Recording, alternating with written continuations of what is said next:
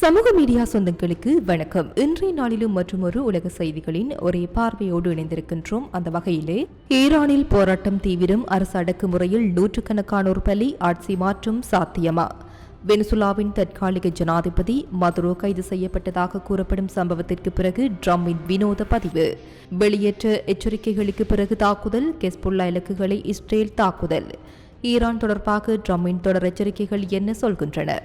ஈரானில் கடந்த 2 வாரங்களாக தொடர்ந்து வரும் அரசுக்கு எதிரான போராட்டங்கள் தற்போது மிகவும் இரத்த பாய்ச்சலான கட்டத்தை எட்டியுள்ளதாக தகவல்கள் தெரிவிக்கின்றன. அரசின் பாதுகாப்பு படைகள் மேற்கொண்டு கடுமையான அடக்குமுறைகளில் நூற்றுக்கணக்கான போராட்டக்காரர்கள் உயிரிழந்துள்ளனர் என சர்வதேச ஊடகங்கள் கூறுகின்றனர். இதற்கிடையில் அமெரிக்கா தாக்குதல் நடத்தினால் கடுமையான பதிலடி வழங்கப்படும் என்று ஈரான் அதிகாரப்பூர்வமாக எச்சரித்துள்ளது. இந்த சூழ்நிலை மத்திய கிழக்கில் புதிய போர் அபாயத்தை உருவாக்கியுள்ளது. டெக்ரானிலிருந்து சர்வதேச ஊடகங்களுக்கு பேசிய ஒருவர், இங்கு நிலைமை மிகவும் மோசமாக உள்ளது. எங்கள் நண்பர்கள் பலர் கொல்லப்பட்டுள்ளனர். அவர்கள் துப்பாக்கி குண்டுகளால் சுட்டனர். தெருக்கள் முழுவதும் ரத்தம் நிரம்பியுள்ளது. சடலங்களை லாரிகளில் ஏற்றி செல்கின்றார்கள். இது ஒரு போர்க்களம் போல இருக்கிறது என தெரிவித்துள்ளார். இந்த கருத்துக்கள் அரசு அமைப்புகள் மேற்கொண்டு கொடூரமான அடக்குமுறையை வெளிப்படுத்துகின்றன. டெக்ரானுக்கு அருகில் உள்ள ஹக் ரிசாக் பகுதியில் உள்ள ஒரு தடவியல் சவக்கிடங்கில் எடுக்கப்பட்ட காணொலியில் சுமார் 180 சடல பைகள் வரிசையாக வைக்கப்பட்டுள்ளன. பல உடல்கள் திறந்த வெளியில் கிடக்கின்றன. தங்கள் உறவுகளை தேடும் மக்களின்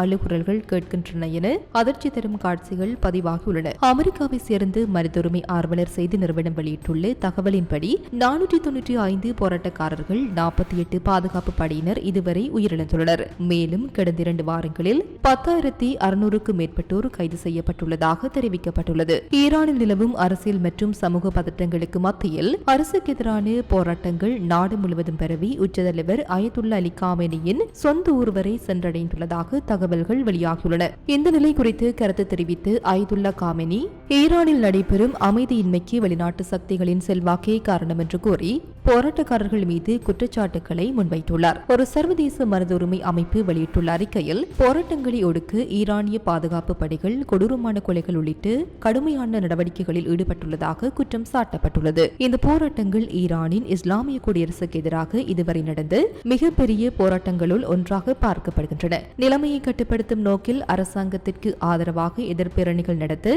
அதிகாரிகள் உத்தரவிட்டுள்ளதாக தகவல்கள் வெளியாகியுள்ளன. இதன் மூலம் அரசின் ஆதரவை வெளிப்படுத்தி போராட்டங்களின் தாக்கத்தை குறைக்க முயற்சி மேற்கொள்ளப்படுவதாக கூறப்படுகின்றது. ஈரானில் தொடரும் இந்த அமைதியின்மை, அரசியல் நிலைத்த தன்மை, மனித உரிமைகள், தகவல் சுதந்திரம் ஆகிய விடயங்கள் தொடர்பாக உலகளாவிய கவலையை ஏற்படுத்தியுள்ளது. எதிர்வரும் நாட்களில் நிலைமை எவ்வாறு மாறும் என்பது குறித்து சர்வதேச சமூகம் கவனமாக நோக்கி வருகின்றது. அமெரிக்கா வெனிசுலா இடையிலான பதற்றங்கள் உச்சத்தை எட்டியுள்ள நிலையில் அமெரிக்க அதிபர் டொனால்ட் ட்ரம்ப் சமூக ஊடகங்களில் வெளியிட்டு ஒரு பதிவு புதிய சர்ச்சையை ஏற்படுத்தியுள்ளது. நேற்றைய தினம் ட்ரம்ப் தனது ட்ரூத் சோஷியல் தளத்தில் வெனிசுலாவின் தற்காலிக ஜனாதிபதி என தன்னை குறிப்பிடும் வகையில் திருத்தப்பட்ட விக்கிபீடியா பக்கத்தின் ஸ்கிரீன்ஷாட்டை பகிர்ந்துள்ளார். இந்த பதிவு வெனிசுலா ஜனாதிபதி நிக்கோலஸ் மதுரோ கைது செய்யப்பட்டதாக கூறப்படும் அமெரிக்க ராணுவ நடவடிக்கைகளுக்கு பின்னணியில் வெளியாகியுள்ளது. இந்த மாத தொடக்கத்தில் ஜனவரி 3ஆம் தேதி ஆபரேஷன் அப்சால்ட் ரிசால்வ் என்ற பெயரில் நடத்தப்பட்ட நடவடிக்கையில் அமெரிக்க படைகள் வெனிசுலாவிற்குள் நுழைந்ததாகவும் தலைநகர் கராகஸில் குண்டுவீச்சு நடத்தப்பட்டதாகவும் ஜனாதிபதி மாளிகையில் இருந்து நிக்கோலஸ் மதுரோ மற்றும் அவரது மனைவி சிலிஜா புளோரஸ் கைது செய்யப்பட்டதாகவும் கூறப்படுகின்றது. இந்த நடவடிக்கை போதைப்பொருள் கடத்தல் மற்றும் போதைப்பொருள் கும்பலுக்கு எதிரான போர் என வாஷிங்டன் விளக்கியதாக சர்வதேச ஊடகங்கள் தெரிவித்துள்ளது. அமெரிக்க அரசு மதுரோ போதைப்பொருள் கும்பலை நடத்துவதாக, போதைப்பொருள் பயங்கரவாதம், கோகோயின் இறக்குமதி சதி போன்ற குற்றச்சாட்டுகளை எதிர்கொள்வது கூறியுள்ளது. அவரை கைது செய்யும் முன்பு $50 மில்லியன் பரிசுத் தொகையும் அறிவிக்கப்பட்டிருந்ததாக தெரிவிக்கப்படுகின்றது. இந்த சம்பவங்களும் ட்ரம்பின் தற்காலிக ஜனாதிபதி பதிவும் சர்வதேச அரசியல் வட்டாரங்களில் பெரும் அதிர்ச்சியை ஏற்படுத்தியதோடு தென் அமெரிக்காவில் இருந்து நிலவும் அரசியல் நிலைத்தன்மை குறித்து புதிய கேள்விகளை எழுப்பியுள்ளன. இஸ்ரேல் லெபனான் எல்லைப் பகுதியில் நிலவும் பதட்டம் மேலும் தீவிரம் அடைந்துள்ள நிலையில் தெற்கு லெபனானில் உள்ள ஹெஸ்புல்லா இலக்குகள் மீது இஸ்ரேல் வான்வழி தாக்குதல்களை நடத்தியதாக லெபனான் ஊடகங்களும் அரசு வட்டாரங்களும் தெரிவித்துள்ளன. இந்த தாக்குதல் அருகில் உள்ள பகுதிகளில் வசிக்கும் பொதுமக்களுக்கு வெளியேற்ற எச்சரிக்கைகள் விடுக்கப்பட்டு சில நிமிடங்களுக்கு பிறகே மேற்கொள்ளப்பட்டதாக கூறப்படுகின்றது.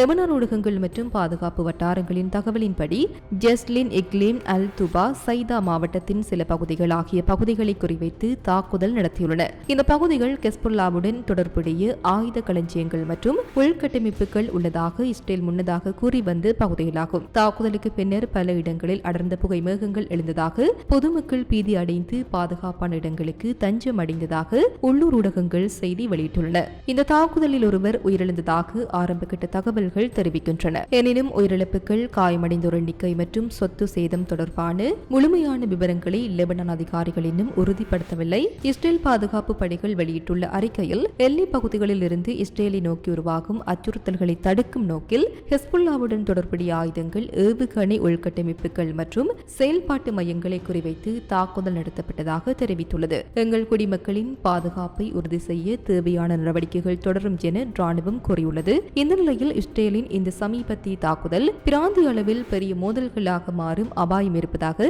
அரசியல் மற்றும் பாதுகாப்பு ஆய்வாளர்கள் எச்சரிக்கின்றனர். வெளியேற்ற எச்சரிக்கைகள் வழங்கப்பட்டிருந்தாலும் தாக்குதல் நடந்த பகுதிகளில் பொதுமக்கள் வாழும் கிராமங்கள் அருகில் இருப்பதால் சிவிலியன் பாதுகாப்பு அதிகரிக்கும் அபாயம் உள்ளதாக மனிதாபிமான அமைப்புகள் கவலை வெளியிட்டுள்ளன. சர்வதேச மனிதாபிமான சட்டங்களை பின்பற்றி தாக்குதல் நடத்தப்பட வேண்டும் எனவும் பொதுமக்கள் பாதுகாப்பு உறுதி செய்யப்பட வேண்டும் எனவும் அழைப்புகள் விடுக்கப்பட்டுள்ளன. தெற்கு லெபனானில் ஹெஸ்புல்லா இலக்குகளை குறிவைத்து இஸ்ரேல் மேற்கொண்ட இந்த வான்வெளி தாக்குதல் ஏற்கனவே பதற்றமான நிலையில் உள்ள மத்திய கிழக்கு பிராந்தியத்தில் புதிய அசாதாரண நிலையை உருவாக்கக்கூடும் என்ற அச்சத்தை ஏற்படுத்தியுள்ளது.